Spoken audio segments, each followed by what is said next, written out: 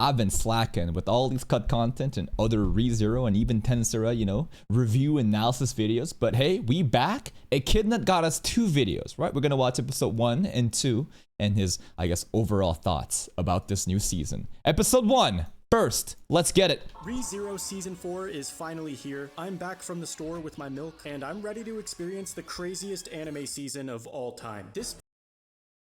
Has he really been gone for that long? I mean, that whole milk joke, it's low-key true. He made a tier list 2 weeks ago, but before that was 8 months ago for the Rent-A-Girlfriend.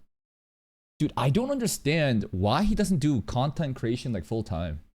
Like, he has the platform, he has the viewership, and when even checking out other topics to get these kind of numbers is actually really impressive. It means that, like, people care about his, like, commentary and thoughts more than just the series itself. I'm sure, like, he's got other real life shit going on. Maybe his real life career is way more important and other issues exist. But like, man, bro, what are you doing, bro? I feel like you should just go all in. ReZero Season 4 is finally here. I'm back from the store with my milk, and I'm ready to experience the craziest anime season of all time. This first episode... Craziest anime season of all time. I feel like this is... Glaze? Of course it's Glaze. But like, of all time?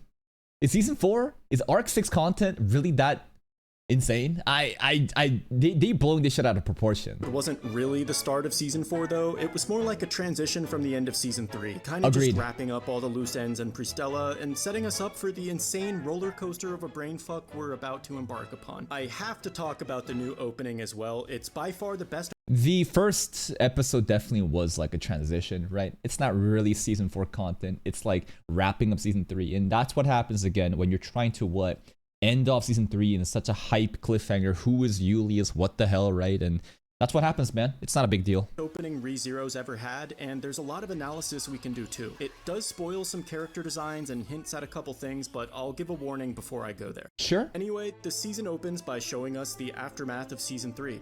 We killed Regulus and captured Sirius, but the city is basically in ruins. Half the population got transformed by Capella, and the other half got eaten by Gluttony, including Julius. And Yuli. Yeah. So, is this one of those examples like in One Piece when people will find the most unnecessary, insignificant little thing and try to tie it in and say Oda's world building and like foreshadowing is off the charts? Like something crazy gets like revealed in like chapter 23 of like a specific bug or something, and maybe in Elbaf they see a similar bug and they say, oh my god, 1,000 chapters later bro fucking actually paid off that like setup. I don't know. I mean, listen man, like yep, Tappei's writing is that good. Julius got his name eaten, which is different from Kruge, who had her memories eaten, and Rem, who had both. And the fact that not even Reinhardt can remember Julius kind of shows how powerful the authority of Gluttony is. And how insane whatever Subaru is considering, right? He can still remember Kruge, Rem, Yulia, because his association with the witches. Obviously, Subaru is somewhat resistant to it though, so unfortunately he still remembers that time Julius beat his ass and then kissed Emilia's hand right in front of him. Subaru. And I think those scenes, if he were to forget it, would be such a waste because those are valuable learning lessons. And he even makes a point when talking to Julius, don't you ever fucking forget that, right? Don't you ever forget what you did to me. Like, that is a lot of like proof of growth. Actually accused him of licking it too, but at this point Emilia can't even testify to that, so I guess we'll never know. Anastasia suggested that we should visit SHAULA the Sage to reverse the effects of gluttony. And we've heard of the Sage before, but never by that name. I always used to assume the Sage was a man, but I guess that was just my toxic masculinity.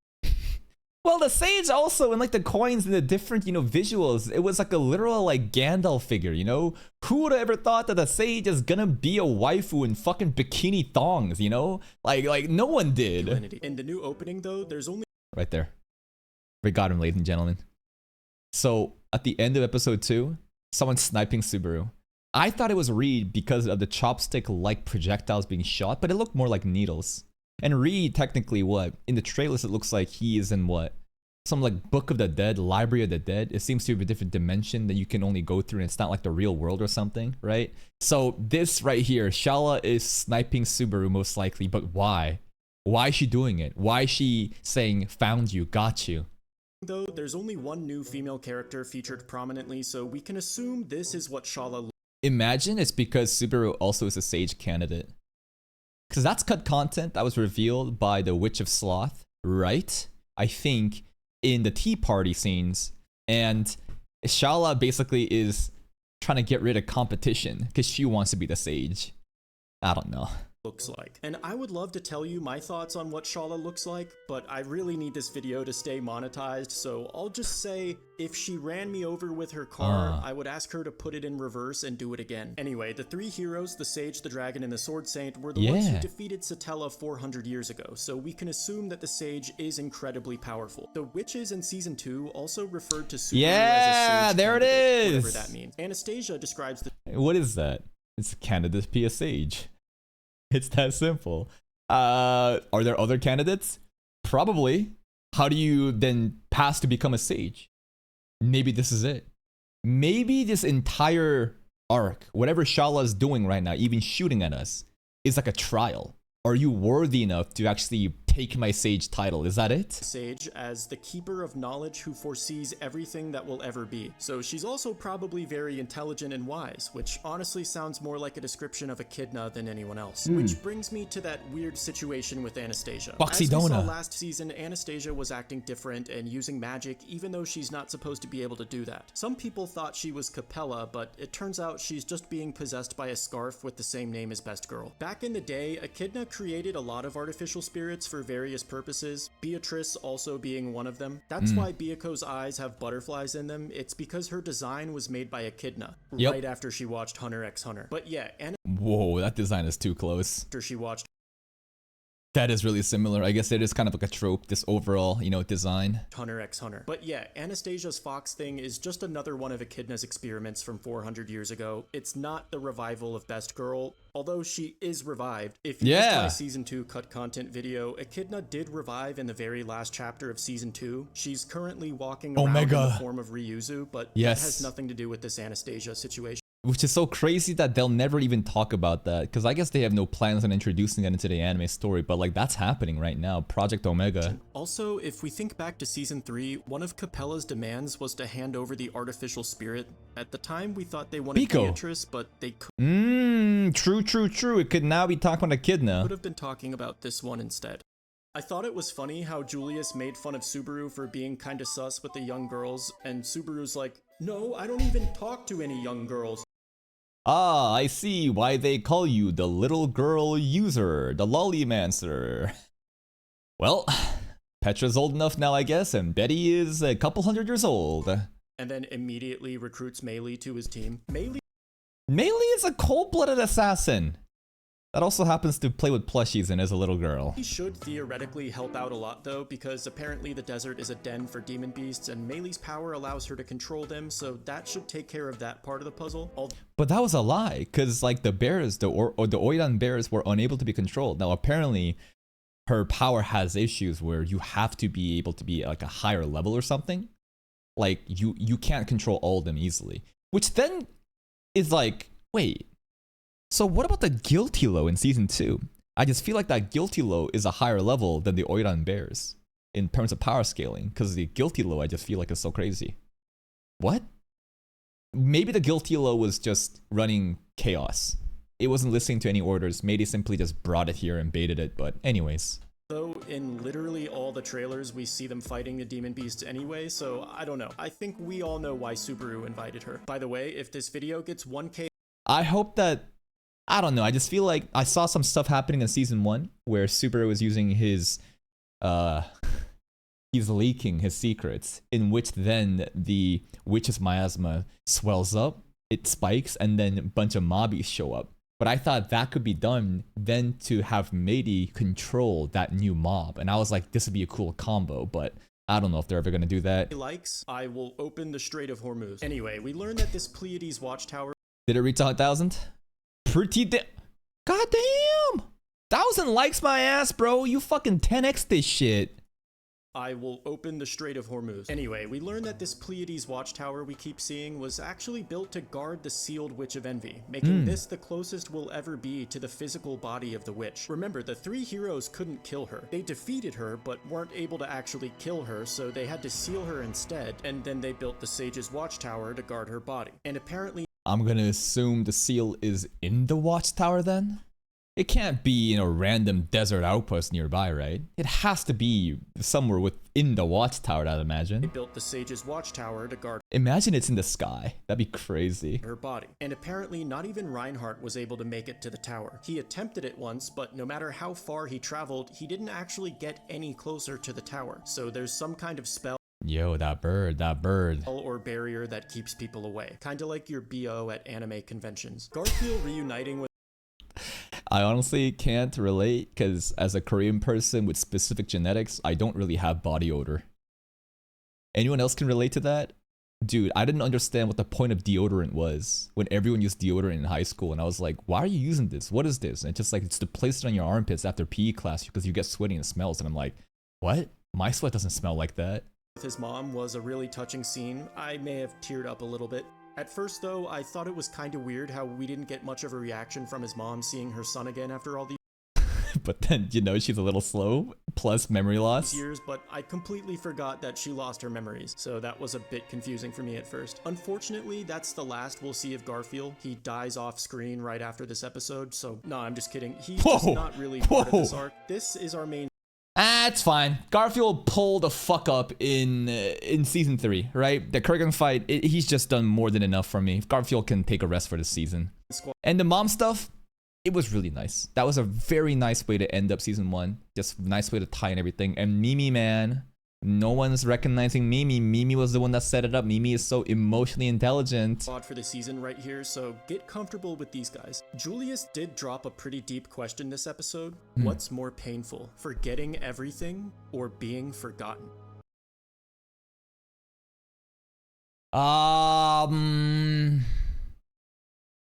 Would you rather be a Crucial or Julius?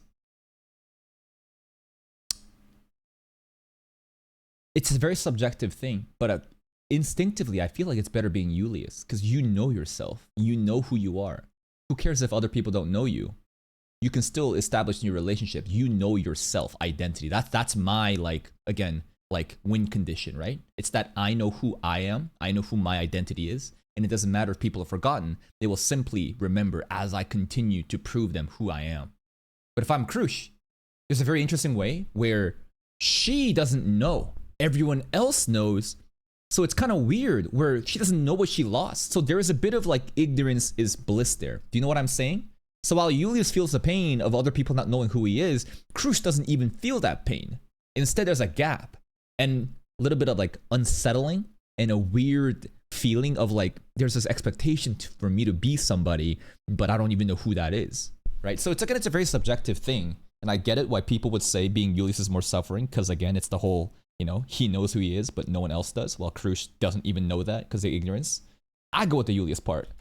Subaru kinda shut him down and told him not to rank how painful things are, but I Wait, we're playing in the pool right now. This is Chainsaw Man Resume movie. thought it was really interesting. Forgetting everything isn't necessarily painful to yourself because ignorance is bliss, but Yes. it does affect the people that know you, especially close friends and family members, and that can be extremely painful to them. Being forgotten, on the other hand, is basically the opposite. The isolation would take a tremendous toll on you, but it wouldn't necessarily hurt anyone else. So It depends on, again, the type of person you are. There is no objective answer to this, right? Are you a person who is very independent, or are you a person who cares a lot about others and you need someone else to live for? To me, Sigma males, you go with the Julius. although forgetting everything would allow you to watch ReZero from episode 1 again blind, I think the morally correct option here is to be forgotten because That would be amazing. One day we'll have the technology to erase our memories and to experience something fresh new again. Lobotomy reactions. it would hurt the least amount of people. This actually reminds me of another really deep philosophical question I came up with the other day. Oh. It was about dog penis. The question was, would you rather suck one and nobody knows, or not suck one but everyone thinks that you did?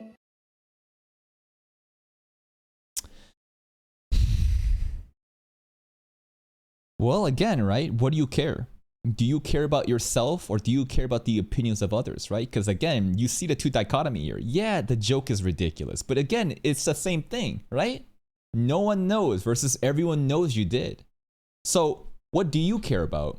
Do you care about who you are, what you are, or do you care about what other people's opinion of you are? But everyone thinks that you did. On one hand, there's no amount of mouthwash that can erase the dog wiener that touched your lips. That taste will haunt you forever. But if you're meant the edit like Subaru is doing the speech and everyone's hearing this right now in Pristella. mentally strong enough to cope with the shame, you could more or less continue life normally afterwards because at least no one knows what you did. The alternative, in my opinion, is much worse because even though you know the truth, everyone else will treat you like you actually sucked it. And that's the thing, right? Do you care about other people's opinions and their judgments of you? Like, I'm a person where I'm pretty much a hermit, and I truly have like, I value peace and, you know, like myself more. I think that so much noise and signal of being in so many friend groups, it gets too much, and you start to lose some semblance of quality relationships. And what I'm trying to say is, at the end of the day, all this fucking noise from the random fucking people outside that don't even know who you are, fuck them. And after living every day with that amount of psychological torment, you might go crazy and start questioning reality. You'll be lying in Okay, just suck the dog's dick then. bed thinking, maybe I really did blow a dog. Or maybe you'd go out in public and start blowing cats just to prove people wrong. Okay, that's actually true though. Hold up. Otto's first girlfriend was a cat, wasn't it? Hold up. Didn't they literally confirm that? Cats just to prove people wrong. At the end of the day though, I think it really depends on what breed of dog we're blowing here. What? Does the size of the dog penis matter here then? Like, why is the breed of the dog penis? What are we doing right now? Golden Retriever would obviously be preferable to a Why? pug, but let me know in the Why would you choose a Golden Retriever over a pug? Tell me. We're not doing ReZero analysis right now. We're doing bestiality analysis. comments what species you would blow. Anyway, back to ReZero. Anyways. Did you guys miss me? I want to Anyways. talk about the opening now, and although it does contain Sure. slight spoilers, I'm not going to go out of my way to ruin anything like the second trailer did. Don't watch that trailer. It fucking spoils everything, so It spoils if you are a light novel reader. I feel like anime onlys have no fucking clue what's going on.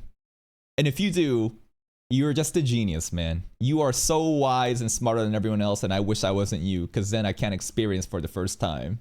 Does it really matter? I feel like every time shit like this happens, it's always the source material readers that is blowing shit out of proportion, as anime onlys are like, what are you talking about? And in fact, you blowing this shit out of proportion, right? One of the worst things that can happen is for you to call out a spoiler, because to us, it's like, we don't even know what's going on.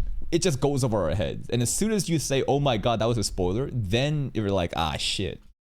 I'm not even gonna reference that. This opening song is absolute fire, by the way, and the animation is on another level. Echidnut even shows up for a second. There's a dope transition from Satella's eyes to Amelia's. Yeah. And I really love the scene of Subaru falling down the staircase and then watching himself die This was just like season 1. over and over. Remember never to trust birds. Birds! ReZero. Pandora! This baddie is most likely SHAULA, who looks incredibly hot. I'm so glad her design didn't What do you mean this baddie is most likely SHAULA?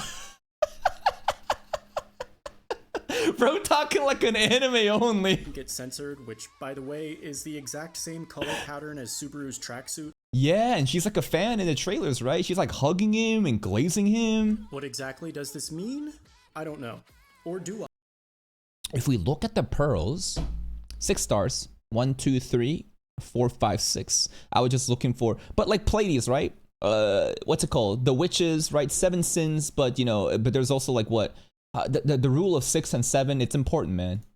Or do I not? All I know for sure is that nothing happens on accident in ReZero. They also That was sniping. That the finger right there, boom, sniping. show us these coins of the 3 heroes, the dragon, the sage, and the sword saint. Volcanica fucking aura farming with his arms crossed, kind of cool. And then it cuts to a new character we haven't seen before, and then a sword appears. Yo! This implication is a bit less subtle. Obviously, they want us hero to think sword. this guy is the sword saint, but that can't be possible because Reinhardt is the sword saint. And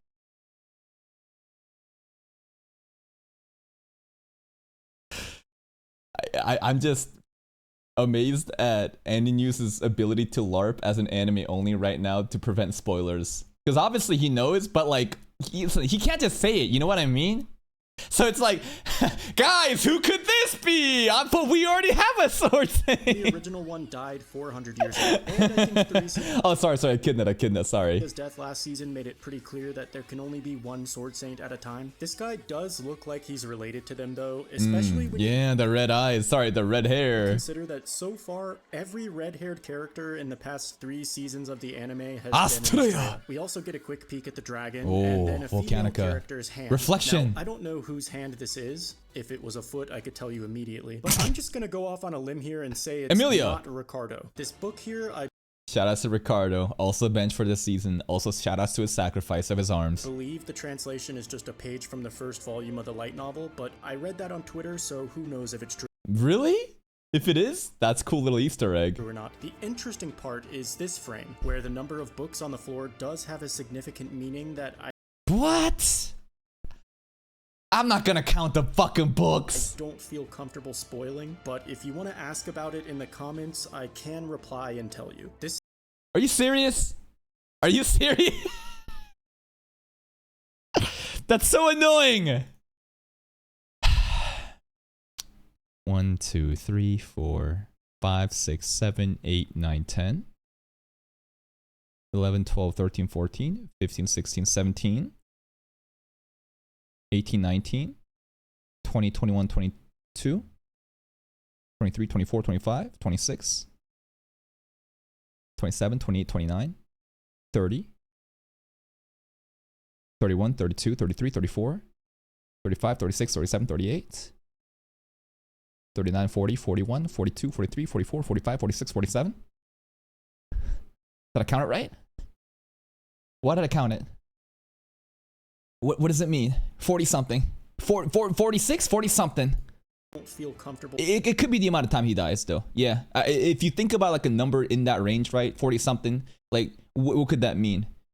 The number of episodes that ReZero has? Nah, it's like, it's clearly trying to tell us like death counter or how many times you need to try to do something, right? Maybe the age of somebody, I don't know. Spoiling, but if you want to ask about it in the comments, I can reply and tell you. This staircase scene went so fucking hard. Yeah. My favorite part of the opening. I just can't stop watching. That smile, bro. They did this shit so fucking well. And this is what I'm talking about in terms of viral marketing again, right? Aura Monster, how much was this popping off on social media from just random fucking weebs, man? And then it made it to the big stage as the people that has their hands on this understands the culture and they understand how significant the scene is. The stairs, the transition to his face, the maniacal look he has. It's so good, man. These are the memorable moments, man. Just can't stop watching it. And finally, right at the end, we get something very mysterious. Rem. At first glance, this background might look like some artsy bullshit. Reflection in the eye. Opening, but this is it's an Rem. Place in ReZero, and we got a glimpse at it last season. All we know so far is that it has something to do with gluttony, and we can see Rem here too, so this definitely reiterates the primary objective of the season, and that's reversing the effects of gluttony. This episode was a 10 out of 10. Honestly, it was not the strongest way to open the season. This was definitely a setup episode, but that's okay because we aren't gonna have many of those this season. It's gonna be absolutely like if he gonna take 10 out of 10, then the next one he got at least rated 11 or 12 out of 10. Cause come on, this is like a solid 8 out of 10. We came back, we wrapped everything up. There was no crazy, ambitious storyboarding going on. It was just dialogue, slice of life, exposition, and then the last bit with the character acting with Garfield stuff. I think that safely puts it into the 8 to 8.5 range. Come on. Absolutely crazy. Once again, this arc is widely regarded as the best in the series so far. So just prepare yourself. I hope that it actually delivers, because if it doesn't, and after we hype this shit up, it's gonna be kind of sad. All I'm gonna say. Make sure you subscribe because I'll be posting videos for every episode as usual, except it's not gonna be the same as it was the last 2 seasons. I used to upload every video the same day the episode came out, but I don't think I can keep that up anymore, so my videos will probably release on like Fridays or something. Oh, there's no issue with that. In fact, I'm even later than him. Thank you for the first video, but we're not done yet. We're not done yet. We got the second one.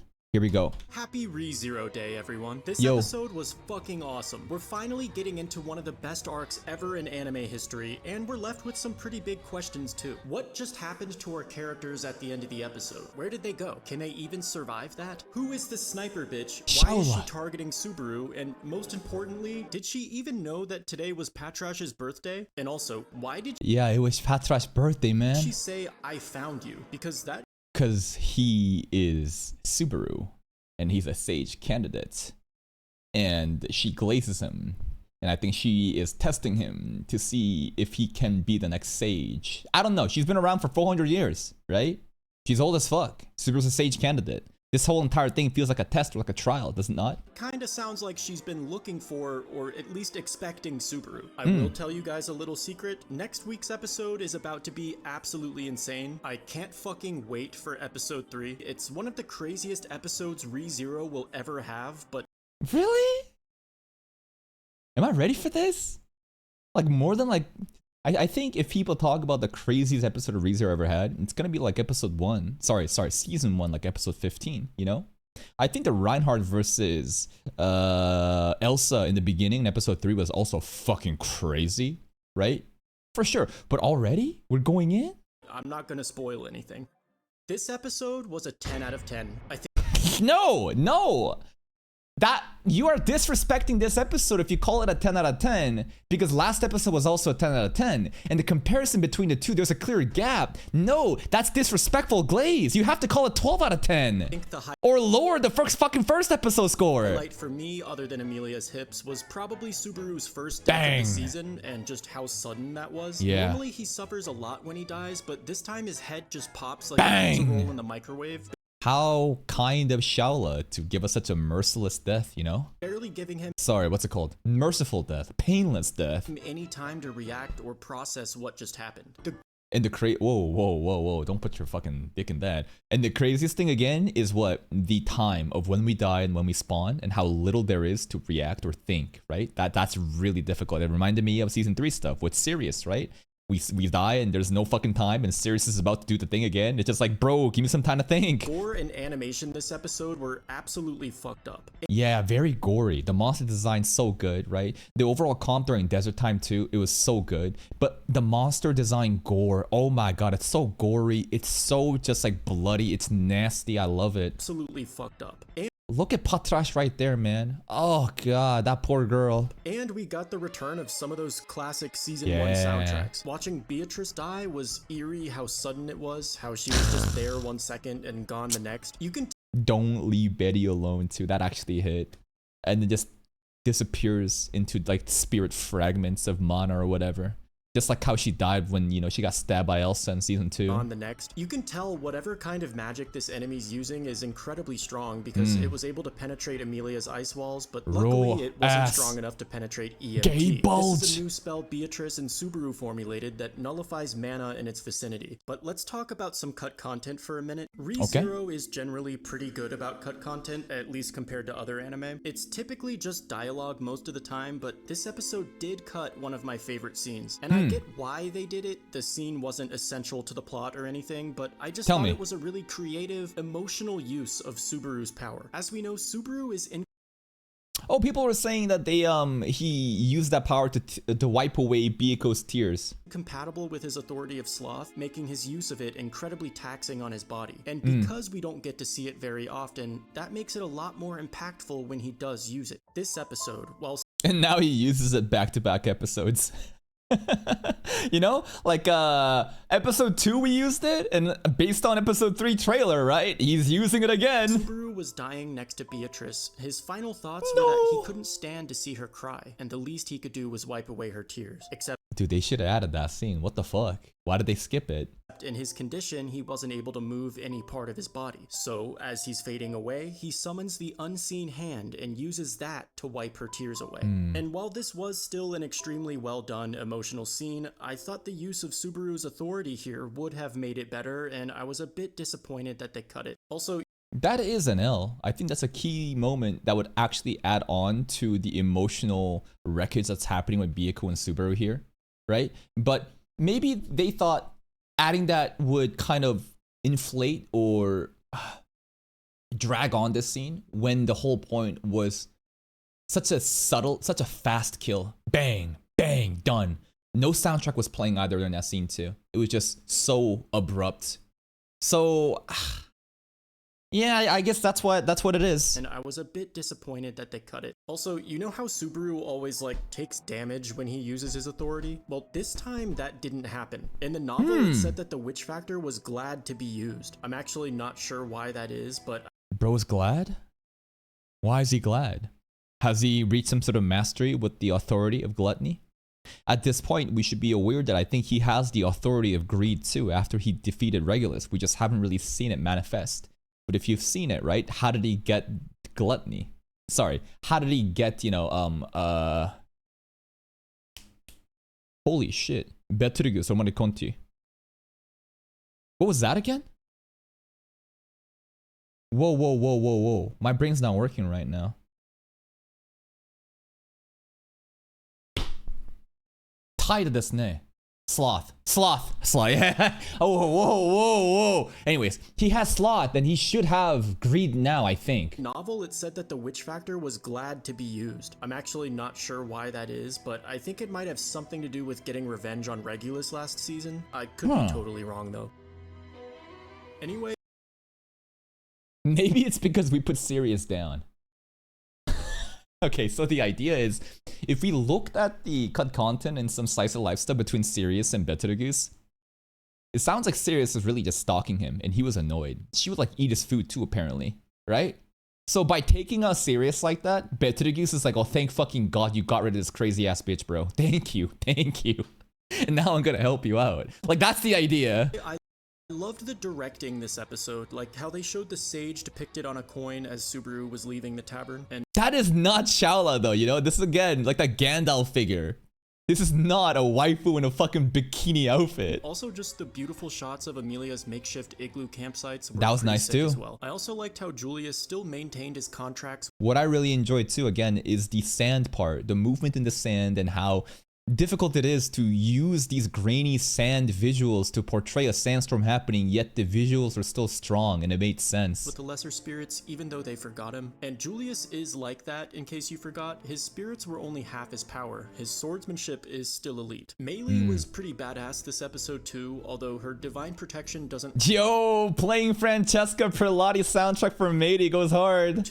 Although her divine protection doesn't work super well on the bears, which, by the way, in the novel were described as being slowly eaten by the flowers growing on them. I also want to talk about this enemy It's like parasitic flowers. Targeting Subaru and sniping all the homies. So far, the only confirmed resident of this tower is SHAULA. the Sage. So if this person is the Sage, then that's a major problem because we weren't expecting to fight the Sage. Our plan was basically just to show up and ask them politely to wake up Rem. Seems like it's not going to be that easy, but according to the novel, the most dangerous part about this desert is actually the witch's miasma, which is described as corrupted mana that slowly poisons your heart and body. This, of course, is emitting from the Witch of Envy, who is supposedly sealed somewhere near the tower. I believe back in the day, all the witches had miasma, like how Echidnut said people used to get sick and vomit in her presence, but I'm assuming that Satella's miasma is a lot stronger than that. How the miasma works in my brain is somewhat similar to radiation, I guess. Or actually, it's more like getting AIDS. Technically, you can survive You think Magic Johnson here is fucked? AIDS, but the longer you're exposed, the more vulnerable you get. And also, your proximity to the witch definitely amplifies the power of the AIDS you're getting from her, which is why I always wear a condom whenever I'm with Satella. Now, there's something about Subaru. Anyways, you want to avoid AIDS and HIV? Get on PrEP instead of condoms. Okay, what's going on here? Yeah, the miasma stuff, maybe that's what's going on in episode 3. The trailer PV, right? Because throughout the journey, it didn't feel like the miasma really was doing anything, right? I don't think there is. But I feel like within the tower, a Subaru going mad, it's probably something the miasma is doing. I don't know. But also on top of that, Subaru, as he dies, what happens? The witch's miasma gets stronger and stronger, right? It comes and goes. We did a lot of different theory crafting videos of why, like, don't you think Subaru's miasma gonna keep like infinitely getting stronger? Apparently, it's like a weird thing where you keep dying fast, it stacks up. So every time you die, it spikes up. But like a new baseline is never established. So you die like 5 times or something, you spike the fuck up. It doesn't just stay there. It then falls down. So there's that involved. A condom whenever I'm with Satella. Now, there's something about Subaru's respawn point this episode that doesn't really make sense to me. Maybe one of you in the comments is a ReZero YouTuber and you can educate an anime only like me, but so far his respawn... Is he anime only? I thought he's a light novel reader that's making videos catered towards anime onlys. Points have seemed pretty random. In season 1, he would sometimes go back multiple days, but then last season, he only went back about 15 minutes. However, last year, the author hinted in an if story that the amount of time... Yeah, it's basically like the proximity of you to Satella, right? That's what determines how like far away or shorter the like, you know, the respawn stuff is. He gets is based on his proximity to Satella. Yes. The farther away he is from her, the weaker their Longer connection is, thus giving him less time between checkpoints, which is why he only went back 15 minutes in Pristella, because... You mean the other way around. The closer you are, right? Again, the shorter the gaps are. The farther away, the more time you have. On the map, that city is all the way over here, while Satella is supposed to be right around here. But now that Subaru is right up on Satella, he's basically humping her. Shouldn't his respawn point be a bit longer? I mean, he... That theory doesn't really make sense anymore, actually. So the idea is if you're closer, then like the gap is going to be shorter for me. That's what I was assuming. Pristella was really close to Sirius though. I didn't realize just how far away it was. A bit longer? I mean, he went back multiple days in Lagunica, which is pretty close. That makes sense, but this... Yeah, so like the closer you are actually, then like the longer the gap should be actually. Interesting. So now the desert area is kind of proving this theory wrong, right? Lagunica and Pristella, that's consistent, right? Closer you are, longer time you have, farther away you are, the weaker the connection is, therefore, you know, the shorter the gap. But now we're close as fuck. Why is this even closer than before? Who knows? Sense, but this episode, he's like basically dancing on her grave right now. This is by far the closest he's ever been to her. I don't know. Fantastic episode though. Honestly, this should have been the first episode. Not that last week's episode was bad, but this one was just so much better. It would have been nice to pair them. I think they should have done the first 3 episodes in one go. They should have done some Classroom of the Elite shit. Batch release, first 3 drop, boom. That would have made a monumental first week impressions. Would have blown the fuck up. Together into one extended episode, in my opinion. I watched this episode with my roommate who's an anime only, and he thought the pacing felt kind of fast, and I don't necessarily disagree. I mean, it only took our characters 1 episode to accomplish something that the strongest character in the universe failed to do. I guess technically they... That's not fair though. And at the end of the day... That disconnection, right? The space and time, the disconnection, right? And how, what did we do? We were using the Ram's clairvoyance. She was really MVP, looking from one POV to another. And eventually the bird was guiding us. Anyways. Biggest character in the universe failed to do. I guess technically they aren't at the tower yet, but it did feel like they got through the sand time without much of a problem. Regardless, absolutely amazing episode. Yeah, apparently a lot of people really like emphasize the struggle in the sands, but for pacing issues, right? I think that's one of the worst things you could do, especially if you're doing episodic releases like this. Like if they did a multi-episode release, then that'd make sense, right? But like imagine you had that setup transition episode 1, then you go into episode 2 and you're just fucking around in the stand. I think a lot of people will be so disappointed, even though some people are saying, man, like what's with the pacing? Nah. I think a little bit on the faster side is always better than a little bit on the slower side, in my opinion, for like normie engagement. I'm not talking about like faithful adaptations. I'm talking about just like getting the momentum and the motion going. I'm so excited for next week, and once again, happy birthday to Patrash. Thanks everyone for watching. I'm out for now. Thanks, Patrash. Bro she got a fucking bullet to the side for her birthday. But you know what? Patrash being so loyal and protecting Subaru, always. Even remember in season 1 finale when the tree was coming down, bro was there. I love to see it. And now we wait for episode 3. It's gonna happen, bro, and people are saying it's gonna be episode of the year. I don't know if it's gonna be that crazy. I hope that it will be, though. Here is the link to Echidnut's video. Bang, bang, bang. Go check his channel out. Check out his other content. Give him a like, sub to his channel if you want, and I'll see you next time.